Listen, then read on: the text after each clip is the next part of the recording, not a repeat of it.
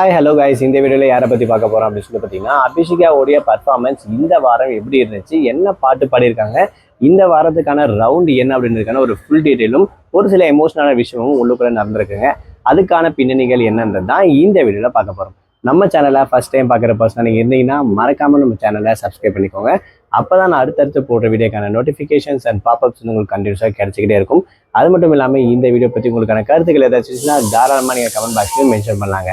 So ரீசெண்டாக Zee தமிழில் நடந்துக்கக்கூடிய one of the reality singing competition show அப்படின்னு சொன்னோன்னா சரிகமப்பா லிட்டில் சாம்பியன் சீசன் 5 அப்படின்னு சொல்லக்கூடிய இந்த ஒரு சிங்கிங் காம்படிஷன். ஸோ இதில் வந்து பார்த்தீங்கன்னா ஒவ்வொரு வாரம் புது புது ரவுண்ட் வந்து கலெக்ட் பண்ணுவாங்க. ஒரு சில டைம் வந்து பார்த்தீங்கன்னா எலிமினேஷனும் இருக்கும் அப்படின்னு கூட சொல்லலாம். ஸோ அந்த வகையில் இந்த வாரம் எலிமினேஷன் அப்படின்ற அப்டேட்டும் எதிர்பார்க்கப்படுது அப்படின்னு கூட சொல்லலாம். அது மட்டும் இல்லாமல் இந்த வாரம் நடந்திருக்கக்கூடிய ரவுண்டு தான் மௌன ராகங்கள் ரவுண்ட் அப்படின்னு சொல்லக்கூடிய இந்த ஒரு சுற்று.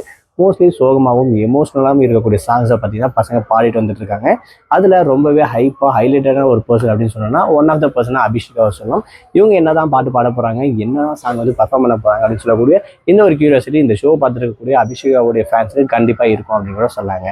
ஸோ அந்த வகையில் இந்த வாரம் இவங்க பாடியிருக்கக்கூடிய பாடல் வந்து பார்த்தீங்கன்னா அனுஷார் படத்துலேருந்து சைந்தவி மேடம் பாடியிருக்கக்கூடிய எள்ளுவாய பூக்களே அப்படின்னு சொல்லக்கூடிய இந்த ஒரு சாங்கை அவங்க முன்னாடியே ஜட்ஜஸ் ஆப்போசிட்ல உட்கார வச்சு சூப்பராக பர்ஃபார்ம் பண்ணி தள்ளியிருக்காங்க அபிஷேக் அப்படின்னு சொல்லலாம்.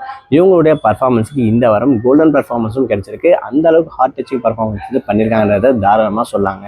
ஸோ அபிஷேகாவுடைய ஹைலைட் என்ன அப்படின்னு சொல்லி பார்த்தீங்கன்னா ரொம்பவே துருத்துருன்னு ரொம்பவே எனர்ஜெட்டிக்காக பாடக்கூடிய பர்ஃபார்மர் பர்சனுக்கு இந்த மாதிரி சைலன்ஸ் சாங் கொடுத்தாலும் எப்படி பர்ஃபார்ம் பண்ணுவாங்கன்ற விஷயத்த ஒரு டவுட் எதிர்பார்த்து இருந்துச்சு.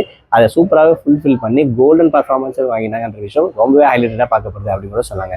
ஸோ இந்த சீசனை பொறுத்த வரைக்கும் அபிஷேகாவுடைய பர்ஃபார்மன்ஸ் அதிக பேரால் பார்க்கப்பட்டு வருது அப்படின்னு கூட சொல்லலாம்.